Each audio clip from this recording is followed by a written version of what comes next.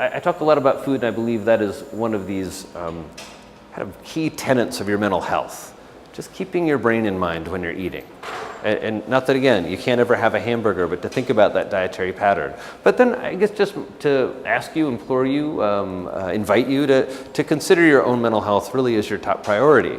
And I've found myself personally, and also with the hundreds of patients that I've really had the privilege of treating over the years, people just don't get help for their mental health.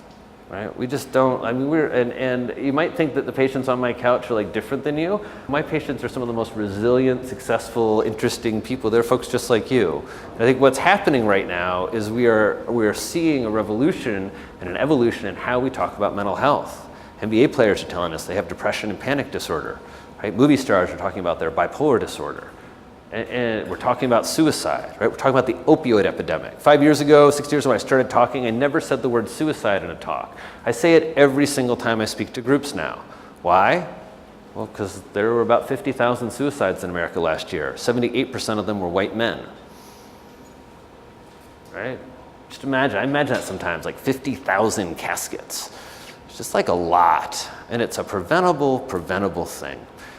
So you all are in the tech world, right? You've had some very public, very tragic suicides. And that isn't, I would say, the only reason we should think about mental health. We should think about mental health because of your personal satisfaction, because of burnout, right? Because we're here in this great city grinding away at great things, and it takes a toll on us all.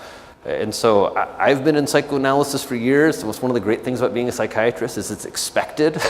But I think there's also a little bit that, like, I don't know, I don't think we talk enough about that. Almost every good clinician I know has done some work themselves. It doesn't have to be a psychotherapy for a million years focused on your mom. It can be a CBT therapy that's 10 sessions.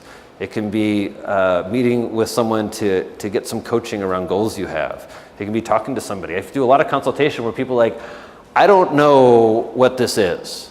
They're like, oh, that's panic disorder, right? Here are your treatment options. Doesn't mean you have to take any of them, just you can get informed. So I guess my encouragement is for all of you thinking about your mental health. There's just lots of really wonderful resources throughout the city. You are blessed to be in a city that really values mental health. And no matter what your interest is, your income is, your disorder is, there's someone here who knows a lot about that. So make sure and take care of your mental health and those around you.